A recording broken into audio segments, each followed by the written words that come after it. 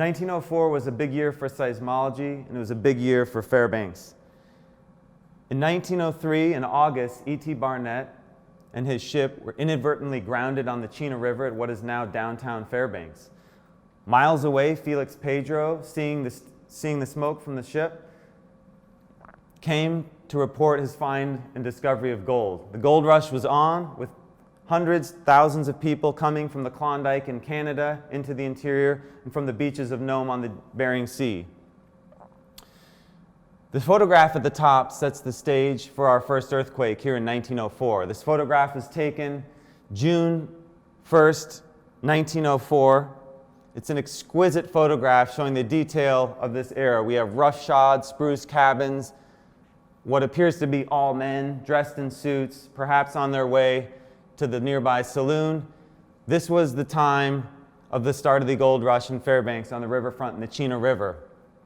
What we know from this earthquake, and the most important information we have, stems from this famous diary by federal judge James Wickersham, who wrote a daily diary for decades in Fairbanks and was one of the seminal figures in Alaska history.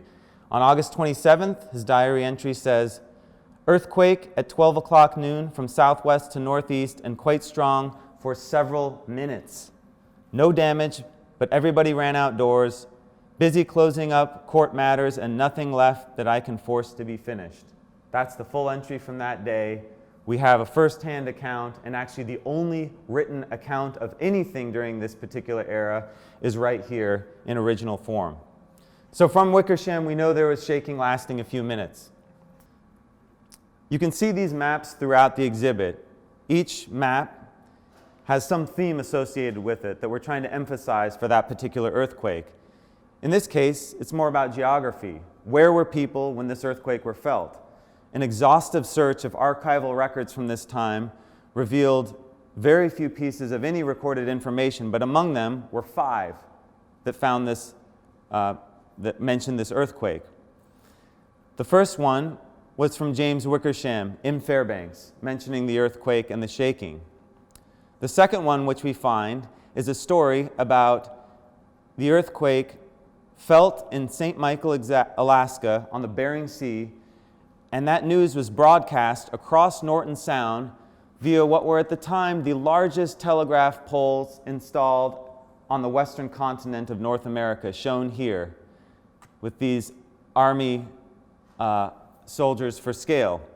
This news reached Nome via wireless telegraph, and what we see on this front page, severe earthquake occurs at St. Michael. St. Michael, August 29th, this place was visited by a severe earthquake at 10:55 o'clock Saturday morning, lasting for more than 5 minutes. Everything was violently disturbed while the shock lasted, and a number of people were made seasick from the movements of the ground. Beyond the fear engendered in the hearts of everyone, there was no damage done. So here we have, on the Nome newspaper front page, a report coming from St. Michael about the shaking.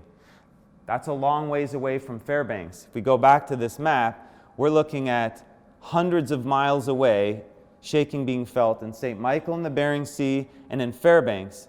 And if we look further, we also find reports from a daily weather observer, some person tasked and volunteering to write down the weather, and along with that, events such as earthquakes, a federal judge in Coldfoot, far to the north in Alaska, and also in the Sunrise Hope District, far to the south in the Kenai Peninsula. So we have this earthquake being felt from Kenai Peninsula to the Brooks Range, to the Bering Sea, to Fairbanks, and the last report coming in here from Rampart, which was a supply post town on the Yukon River. We see a photograph from 1899. At that time, Rampart was big enough to warrant at least one newspaper, which reported here, Rampart shaken by earthquake, duration less than a minute and no damage done. On 2nd Avenue, buildings swayed and cracked and inmates ran out in alarm.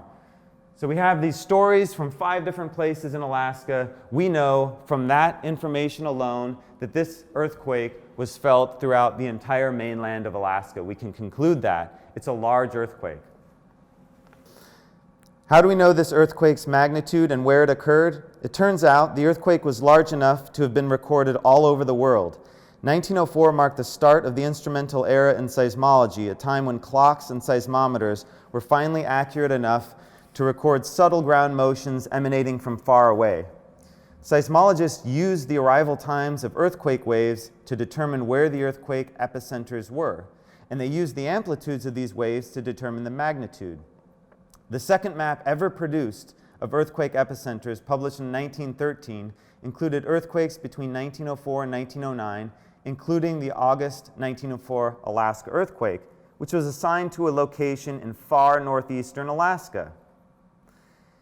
In 1988, seismologists revisited the data and determined that the epicenter was only 28 kilometers from Fairbanks, right in the interior.